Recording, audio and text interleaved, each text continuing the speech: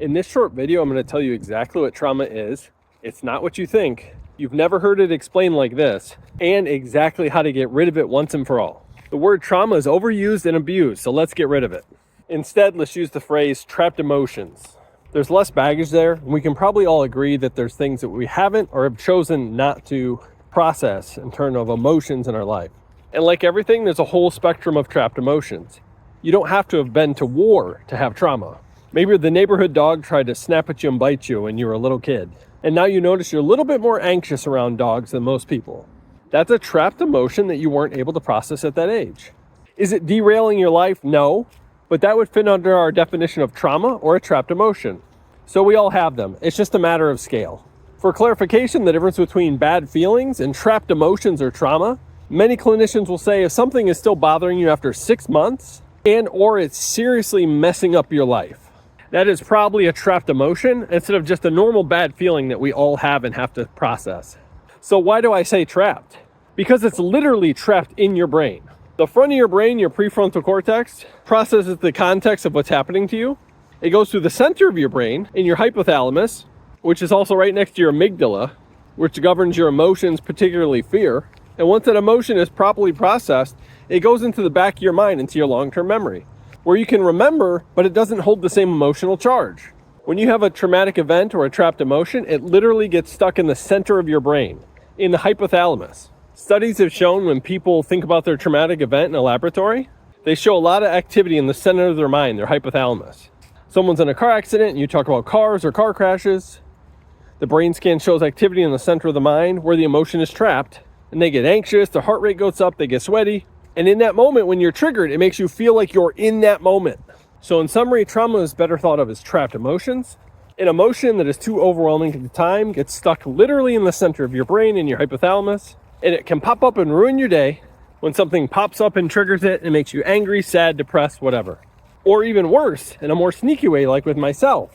It was just like a low-level radiation, always crackling in the background without me noticing, causing me to be sad, depressed, anxious, and live a very small life.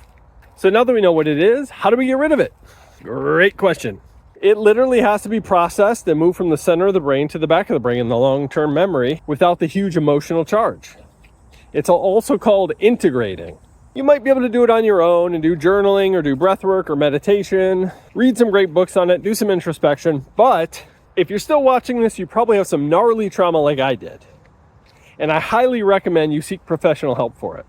I don't recommend normal talk therapy. If you don't know what all your trauma is, it might be helpful to review it with somebody, especially someone you trust.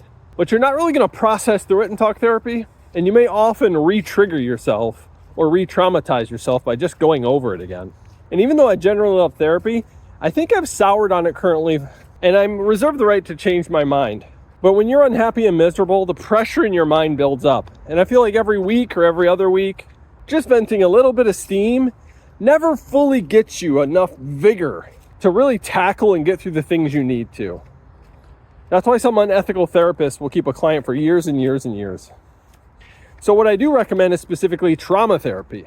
There are several specific kinds that you can look into. The one that worked for me but not for everybody is IFS, or internal family systems. There's also doing shadow work. There's specific cognitive behavioral therapy. You might be able to find a good somatic therapist that can help you with breathing techniques and other techniques to get the emotions to come out of your body. But last and certainly not least, and I can't recommend this for you, but for me, psychedelic therapy.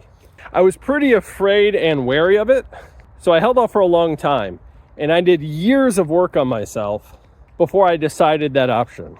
But for me, in a caring professional setting, I can say that it gave me about 10 years of therapy in about 5 hours. Not for the faint of heart.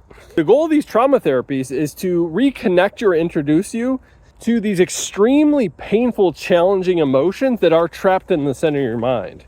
And do it in a way that is more approachable, more comfortable, less threatening.